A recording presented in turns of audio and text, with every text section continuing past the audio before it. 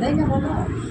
এত সুন্দর সাইজ মাছটার, একদম সত্যি তাই। বদ্দি মাছ কাটার ওস্তাদ, বদ্দি সব দিকেরই ওস্তাদ। বদ্দি কোন দিকের ওস্তাদ না বলতো? শ্বশুরমশাই আমাকে ধরে ধরে মাছ কাটা শিখিয়ে দিয়ে গেছে। হ্যাঁ রে, তাহলে বল কতটা ভালোবাসলে শ্বশুর মশাই মাছ কাটা শেখায়।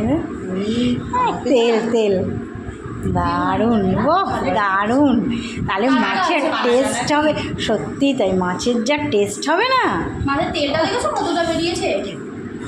কতবার ভাবি যে মাম যখন যাব বারাসাতে, মামদের ওখানে বারাসাতে কত সুন্দর ওদের জানাশোনা আছে, বলবো এ মালটা তো আবার বললে পরে যে আমি এত ইলিশ খেতে ভালোবাসি, তুই একটু আমার জন্য ইলিশ নিয়ে আমি তোরে পয়সা দেবো। এই মালটা তো পয়সা টয়সা নেবে না, গালের খেতে হবে না। দেখি পিসটা, আমাদের জামাই দুটো গোটা পিস রাখবো, আর তারপরে সবাই অর্ধেক খাবে। এদিক থেকে গোটা রাখবো। ওই দিক দিয়ে গোটা পিস রাখা যাবে না, অত বড় করা যায় না। এখান থেকে একটা, এখান থেকে একটা। আরে অত বড় করা যায় না। না, ওইটাও চওড়া আছে, চওড়া আছে। জামাইরা ওই দিক দিয়ে খাবে। আমি দিচ্ছি, দেখ তুই দেখাও একটা পিস, দেখাও একটু কেমন হয়েছে। শুনি এইটা এই বর্দি ওইটা, ওই পিস ভালো লাগবে না, ওই পিস ছোট পিস হয়ে যাচ্ছে। না, এটা দাদাভাইয়ের একটা, না এটা গৌতমকে করে দেবো। এইটা তুই দাদাভাই করবি, গৌতম রে ওই, হ্যাঁ ওই যা গৌতমও তাই খায়। গৌতম কি এই খায় পিস?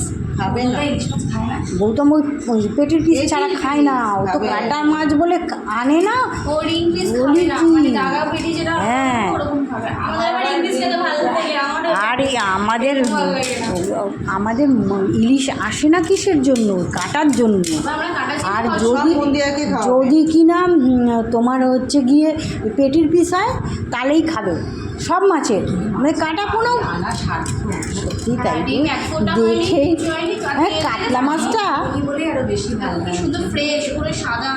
কাতলা কাতলা বলে গেল। হ্যাঁ, আমি কাতলার বদলে কি চলে আসলো। আমাদের ওখানে কিন্তু দাম দেখেছো, মেডিটা কত মোটা বেরিয়েছে দেখেছো? দেখি বর্দি একটা পিস দেখো।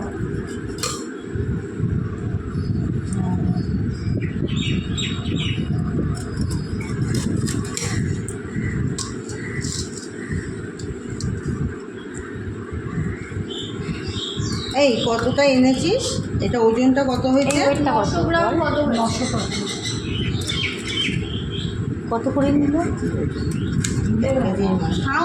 বাবা ভুলে গেছে, এক্ষুনি এখানে নিয়ে এসে ভুলে গেছে। হ্যাঁ, 3 রকমের ছিল, ভুলে গেছি। কিছু হয়নি, একটুও ডিম নেই, পুরো তেল। আমাদের হলে হতেও পারে, না হতে পারে। আমরা ডিমটা জিজ্ঞাসা করেছিলাম, আমার ডিম হলে 5-7টা নষ্ট হয়ে যাবে।